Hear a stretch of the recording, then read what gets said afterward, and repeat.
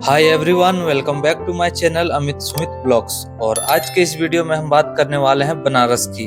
भाई, बनारस एक ऐसा शहर है जिसके बारे में आप जितना जानते हैं उतना ही और जानने का मन करता है। इस जगह को अलग अलग नामों से जाना जाता है। कोई इसे वाराणसी कहता है, तो कोई इसे काशी कहता है, तो कोई इसे बनारस कहता है। क्या आप जानते हैं बनारस को सिटी ऑफ गोल्डन घाट्स भी कहा जाता है। और गोल्डन घाट्स इसलिए कहा जाता है क्योंकि जब यहाँ के घाटों पर सूर्य की रोशनी पड़ती है तो ये देखने में एकदम गोल्डन गोल्डन लगते हैं। यानी सारे के सारे घाट एक जैसे लगते हैं, देखने में बहुत ही सुंदर, बहुत ही अनोखे लगते हैं। वैसे तो वाराणसी में कुल मिलाकर 84 घाट हैं और सभी घाट अपने आप में अनोखे हैं, लेकिन इनमें से कुछ घाट बहुत ज्यादा फेमस है। और ऐसा ही एक घाट है मणिकर्णिका घाट। मणिकर्णिका घाट एक ऐसा घाट है जिसके बारे में जानने के लिए यहाँ दूर दूर से लोग आते हैं। यह रहस्यों से भरा हुआ घाट है। किसी के लिए बहुत ही ज्यादा स्पिरिचुअल घाट है, तो किसी के लिए सिर्फ देखने के लिए है, और कई लोगों के लिए थोड़ा डरावना भी है। और मैं आपको एक बात बताता हूँ, जब मैं बनारस आया था तो मुझे भाई दो चीजों का सबसे ज्यादा क्रेज था। एक तो ऑब्वियसली काशी विश्वनाथ जी के दर्शन करने थे, भोलेनाथ के वहां दर्शन करने थे, और दूसरा था मणिकर्णिका घाट। यकीन मानिए, जितना खिंचाव काशी विश्वनाथ के दर्शन में है उतना ही खिंचाव इस मणिकर्णिका घाट में भी है। मणिकर्णिका घाट अपने आप में बहुत सारे रहस्य बटोरे हुए हैं और इन रहस्यों के बारे में हम आगे बात करेंगे। लेकिन उससे पहले हम यह जानते हैं कि आखिर इसे मणिकर्णिका घाट क्यों कहा जाता है। ये जो घाट आपको दिखाई दे रहा है यही है मणिकर्णिका घाट, और इसके पास ही बना हुआ है मणिकर्णिका कुंड, और इसी कुंड के नाम पर इस घाट का नाम मणिकर्णिका पड़ा। और ये रहा मणिकर्णिका कुंड, जिसे मणिकर्णिका चक्र पुष्करणी भी कहते हैं। ये कुंड साधारण कुंड नहीं है। ऐसा माना जाता है कि धरती पर जब गंगा अवतरण हुआ था उससे पहले से ये कुंड यहाँ मौजूद है। कहा जाता है कि विष्णु भगवान ने यहाँ 80,000 सालों तक शिव जी को प्रसन्न करने के लिए तपस्या की थी, और उन्होंने ही अपने सुदर्शन चक्र से इस कुंड का निर्माण किया था। और भगवान विष्णु की तपस्या से प्रसन्न होकर जब शिव जी और माता पार्वती यहाँ आए थे स्नान के लिए, तो स्नान करते वक्त माता पार्वती का जो कुंडल था वह इस कुंड में गिर गया था।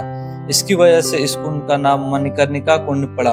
और क्योंकि भगवान विष्णु ने अपने सुदर्शन चक्र से बनाया था, इसलिए इसे मणिकर्णिका चक्र पुष्करणी भी कहते हैं। आज भी अगर आप इस कुंड के पास में जाएंगे तो दोपहर के समय आपको बहुत सारे लोग इसमें स्नान करते मिल जाएंगे, क्योंकि ऐसा माना जाता है कि आज भी यहाँ दोपहर में भगवान शिव, भगवान विष्णु, अन्य देवी देवताओं के साथ स्नान करने आते हैं। और ऐसा माना जाता है कि जो भी व्यक्ति दोपहर के समय इस कुंड में स्नान करता है उसे मोक्ष प्राप्त होता है। मणिकर्णिका घाट को महाश्मशान घाट भी कहते हैं, क्योंकि ऐसा माना जाता है कि भगवान शिव जी ने माता सती का इसी स्थान पर दाह संस्कार किया था। कहा जाता है कि इस घाट को वरदान है कि यहाँ की चिता की अग्नि कभी भी शांत नहीं होती है। आप जिस समय भी जाएं, यहाँ आपको दाह संस्कार होते जरूर देखने को मिलेगा। अक्सर आपने देखा होगा कि शमशान को लोग अपवित्र स्थान मानते हैं, लेकिन जब आप बनारस आएंगे तो आपको ऐसा बिल्कुल भी महसूस नहीं होने वाला है। और आप यहाँ के घाट सामने से देख सकते हैं, कितनी सारी नाव है यहाँ पे, और ये बहुत ही बड़ा आकर्षण का केंद्र है बनारस का।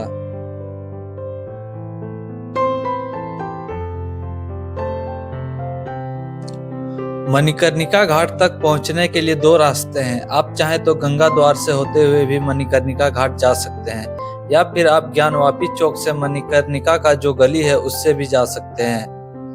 अगर आप ज्ञानवापी चौक से मणिकर्णिका घाट तक जाना चाहते हैं तो बहुत ही सक्रिय गली है, बहुत ही पतला रास्ता है मणिकर्णिका घाट तक जाने के लिए। इस गली को देखकर आप महसूस कर सकते हैं कि ये कितनी ज्यादा सक्रिय है, और इसी गली में से लोग शव को लेकर जाते हैं मणिकर्णिका घाट तक। और इस गली में आप देख सकते हैं खाने पीने की चीजें भी बिक रही है। लोगों को कोई ऑब्जेक्शन नहीं है, और यहाँ हर दिन 1-2 लाशें नहीं बल्कि कम से कम 200 से 300 शव जाते हैं। ये जो पेंटिंग्स आप देख रहे हैं ये आपको बनारस में हर जगह देखने को मिल जाती है। और देखिए, गली में जगह जगह इंडिकेशन है घाट तक जाने के लिए। और देखिए, जैसे जैसे आप घाट की ओर जाने लगते हैं आपको लकड़ी की दुकानें मिलने लगती है। लकड़ी बिकते हुए मिलेगी आपको यहाँ पर, और साथ ही दाह संस्कार में इस्तेमाल होने वाले जितनी भी चीजें हैं उनसे रिलेटेड यहाँ पर आपको दुकानें देखने को मिलेगी। सच कहूँ तो इस टाइप की दुकानें मैंने पहली बार अपनी लाइफ में देखी है। और थोड़ा सा अलग ही फीलिंग्स होता है यहाँ पर आपको देखकर। जनरली आपने देखा होगा कि मंदिर और शमशान बिल्कुल अलग अलग जगह पे होते हैं, लेकिन जिन गलियों से होते हुए हम आ रहे हैं और मणिकर्णिका घाट तक जाने वाले हैं, काशी विश्वनाथ की दीवारें एकदम साथ में चलती है। और देखिए गलियों से होते हुए हम आ गए हैं मणिकर्णिका घाट पर। और आइए अब हम जानते हैं मणिकर्णिका घाट के रहस्यों के बारे में। मणिकर्णिका घाट दुनिया का एकमात्र ऐसा स्थान है जहां मनुष्य की मृत्यु को मंगल माना जाता है। और आप देख सकते हैं कि बहुत सारे लोग यहाँ आराम से घूम रहे हैं। जो टूरिस्ट है वो भी यहाँ पर आते हैं। यहाँ मतलब किसी भी तरह का रोकथाम नहीं है कि यहाँ स्त्रियां नहीं आ सकती, लेडीज नहीं आ सकती, बच्चे नहीं जा सकते, ऐसा यहाँ बिल्कुल भी नहीं है। जिसका मन हो वो यहाँ पर आ जा सकता है, बैठ सकता है और देख सकता है। दुनिया में आपको कहीं भी किसी भी जगह पर आपको इस तरह का माहौल देखने को मिलेगा ही नहीं जैसा कि आपको मणिकर्णिका घाट पे मिलता है।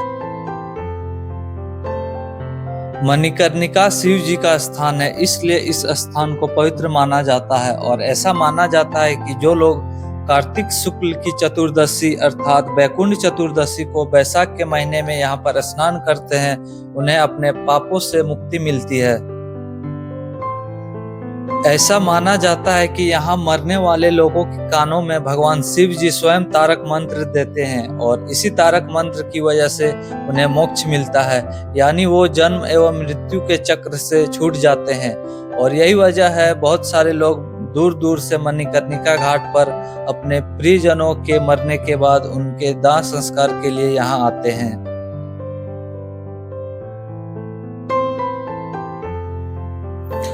रंग भरी एकादशी के दूसरे दिन यहाँ पर मसान की होली खेली जाती है, जो कि काशी में मणिकर्णिका एवं हरिश्चंद्र घाट के अलावा पूरे विश्व में कहीं पर भी ऐसा त्योहार नहीं मनाया जाता है।